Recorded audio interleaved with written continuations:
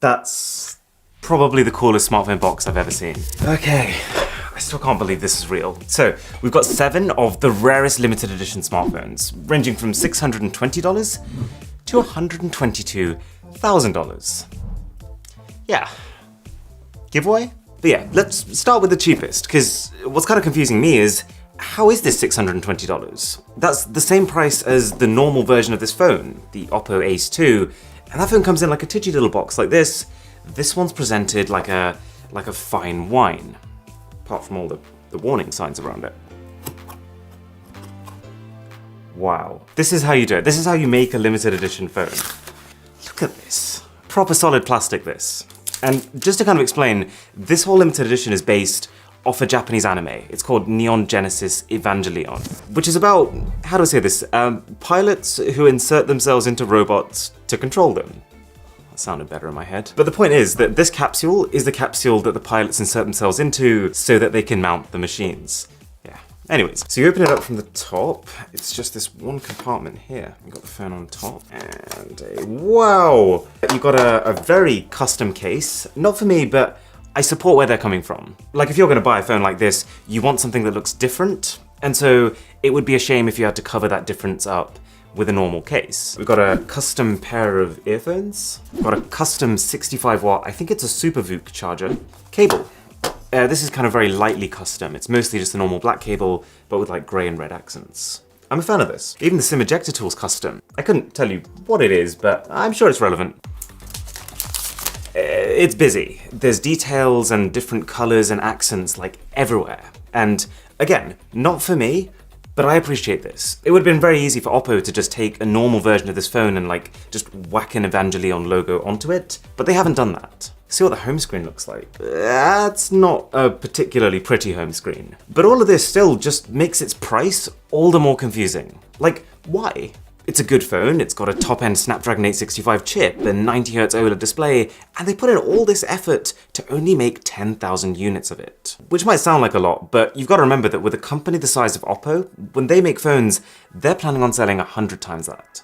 Anywho, it's not just that one. This whole concept of affordable limited edition phones, it kind of seems to be part of Oppo's strategy. Because then you've got this. They're even rarer, Find X2, League of Legends Collector's Edition. Only 3,000 units made, exclusive to China. How much is it? $800. The same price as their normal Find X2. Maybe I shouldn't have gymmed before this. That's probably the coolest smartphone box I've ever seen. Look at this. Wow. No way. Oppo are the current kings in my book of the limited edition. What is happening? Whew. Oh, I'm done. The kings. This is incredible. This is so well done. I'm so impressed. So, this phone, I kind of really like it, but I don't love it. So the gold accents, I'm a fan. The gold camera cutout, I'm a fan. In the teaser images, it looked really magical and mystical. It had like a 3D element to it. But in reality, it's actually just a bit flat. That makes it sound bad. It's not bad. It's just minor gripe. Oh, this is so cool. Okay, got a little card here which says 1 of 3,000, and it's like holographic. I love these limited edition SIM ejectors, that's so fun. We've got another super fast 65 watt charger, custom earphones again. I'm getting spoiled, they've got like a pearlescent finish in them. God, cable, oh, that's nice. This is like a almost metallic looking braided USB-C cable. Oh, that's a case, and that's a nice case. Do you know, this almost fixes the one complaint I had with the back. You know how I was saying that the design looked a bit flat? This kind of adds that depth. It's now like you've got a window to look into the radiating aura inside your phone with. Or maybe I'm just overthinking it. I'm so impressed though, and the whole thing does make you wonder, why did Oppo bother? Like surely, designing everything here, from the paint job, to the accessories, to this insane packaging, to the software skin on this phone, for just the sake of 3,000 copies, all to be sold at the same price as the normal phone? This is not making money. So I'm assuming the purpose of it is to serve as like an organic advert. They know that if they just create something outrageous, they're gonna get another round of media coverage. and that might bring people's attention to Oppo's other phones. Alrighty, the next one's actually from Xiaomi. This is a weird one, in that, as far as I can see, you can't buy it. So a couple of months ago, Xiaomi launched their Mi 10T phones. And this is like a commemorative package to show off their highest end version of that, the Mi 10T Pro. So, this is the phone, and in some ways, this is like the highest end that money can buy. It's got a 144Hz refresh rate, a 108 megapixel camera, a 5000 mAh battery. But in other ways, it's kind of fairly mid-range. Like it's got an LCD display, not OLED. Anyways, got a case, I think that's the first thing. Very nice, sort of hyper-textured carbon fiber. We've got like an oversized wallet here, and then just like an entire compartment of stuff. There's like a luggage tag, and then there's two more bags that I think I'm just gonna refer to as little pouch and big pouch. Really, really nice, high-grade set of accessories. They've just got very little to do with the phone. All right, now for something a little smaller. This is Samsung's shot at a limited edition, the BTS Galaxy S20 Plus.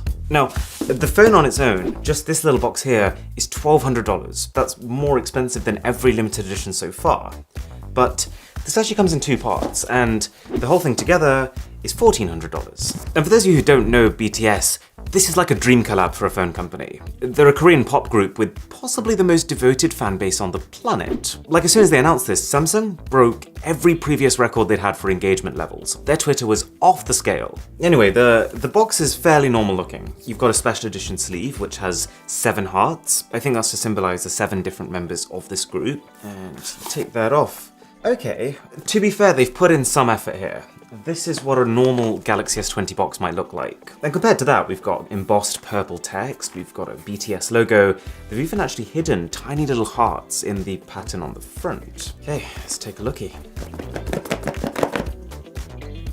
Standard power brick, standard cable, and standard pair of AKG earphones. I mean, so far, this isn't as inspired as Oppo's editions, but I'm guessing a big part of their budget probably went into just getting BTS on board. There is also a top compartment here. Ah, this is where you get some special stuff. Goodness me. Okay, so you've got a set of psychedelic looking stickers here. I think it's got the names of all the different members, and you've got photos of all of them. And here's the phone. I like almost everything about this. This is super well done, except for that pink heart in the camera. And let's just have a very quick look at the user interface. Not really a fan of that, to be honest. I feel like if you're going to make a custom edition, the very least you need to do is to make sure the icons on the home screen are all themed. And the second part of it is Galaxy Buds. Well, Galaxy Buds Plus, actually. And as far as I'm aware, this is a special box. Again, lots of BTS detailing. They're kind of exactly what you would expect them to be. They're purple, shiny, BTS-style Galaxy Buds. The only weird thing, actually, is that the color of that doesn't seem to match the color of the phone. Now, this second box is... Oh, okay. You get a case for the case. There is one more thing. I've got a sneaking suspicion what it is. It's more photos. I've got an entire collection of these guys' faces. But no, like on a serious note, like I could imagine someone being very, very happy with this. People just love BTS. Like I remember one time, Samsung literally just posted a photo of one of the guys in this group holding their phones. Look at those engagement numbers. All right, screw it. It's my time to shine.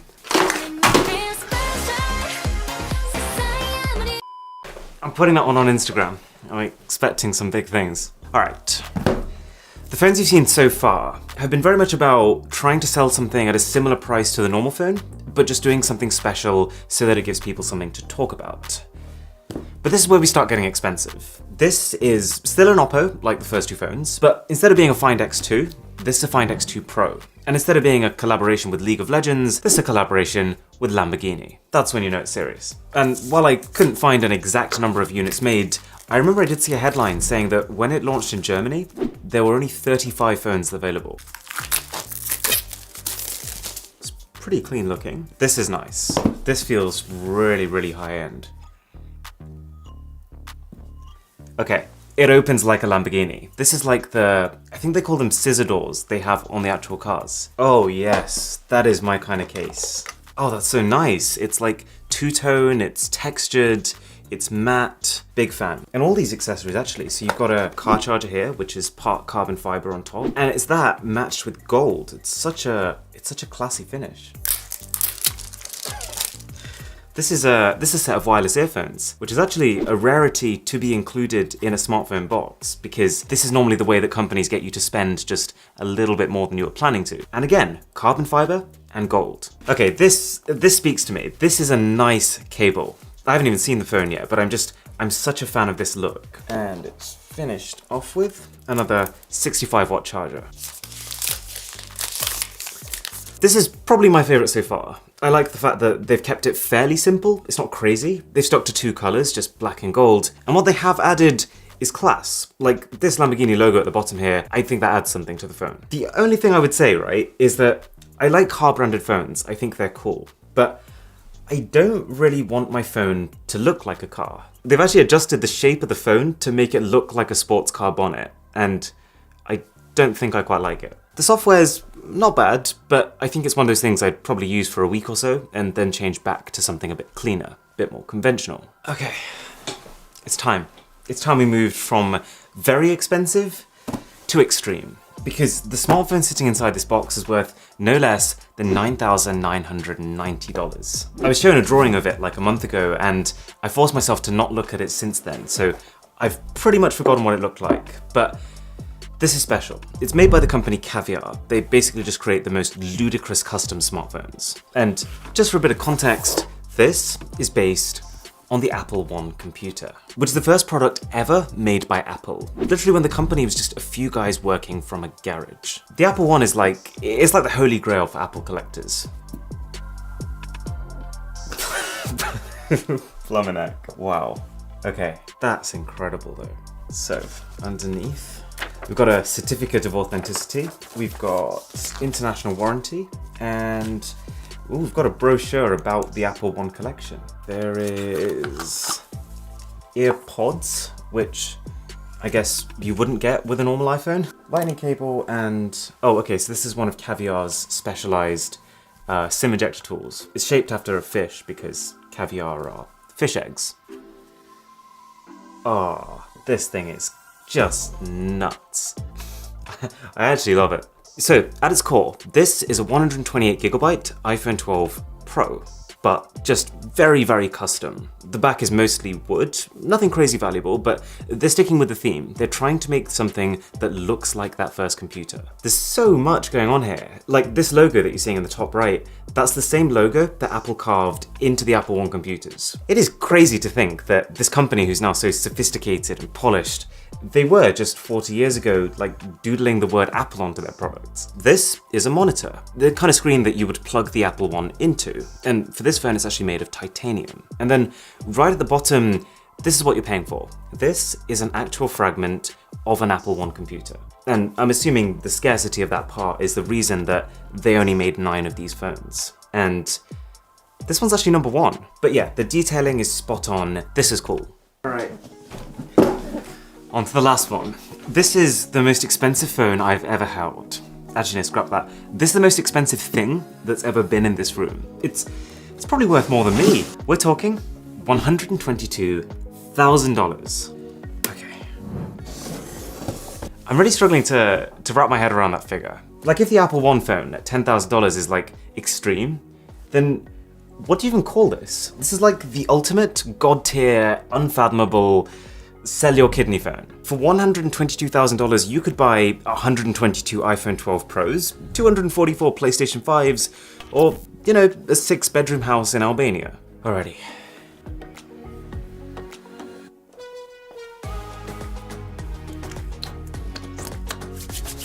Okay, let's do it. I don't even have any words. This is just, I mean, it's even got a light shining down on it.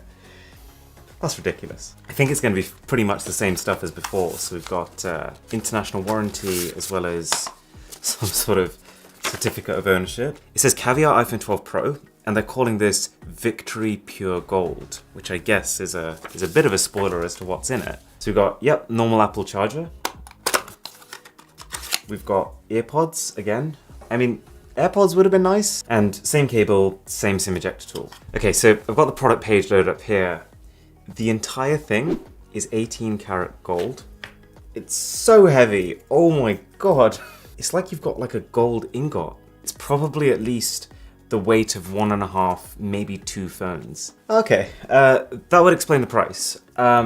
So you've seen diamonds, right? You might know that they're graded on a scale. You have diamonds with imperfections, then diamonds with slight imperfections, then diamonds with very slight imperfections, and then the highest 2 grades of diamond are very, very slight and flawless. And the diamonds being used on this are very, very slight. But the kicker is that there's 55 of them. Where do you go from here? I mean, even if you could afford it, I struggle to see someone buying this phone and still taking it out day to day. It's just so much value to have in your pocket. But, I mean, it is beautiful. You don't see stuff like this every day. If you're wondering what it is, I don't think it's based on like one thing in particular, but I think it's largely inspired by French Baroque design. Baroque, not broke. Although, might be after buying this phone. Kind of looks a bit like my old curtains. Can't really unsee it now. And actually, I've just realized if you look really closely, there's almost like microscopic detail here. Everything from between the flowers to between the rails on the sides. It's almost like it's probably done with a laser. I'm just gonna carefully put this back. And that's pretty much it. This has been an absolutely crazy video. It's been 2 months of me kind of emailing people, collecting all these different phones just for one killer bit of content. So if you did enjoy it, do consider subscribing, that would be amazing. My name is Aaron, this is Mr. Who's the Boss, and I'll catch you in the next one.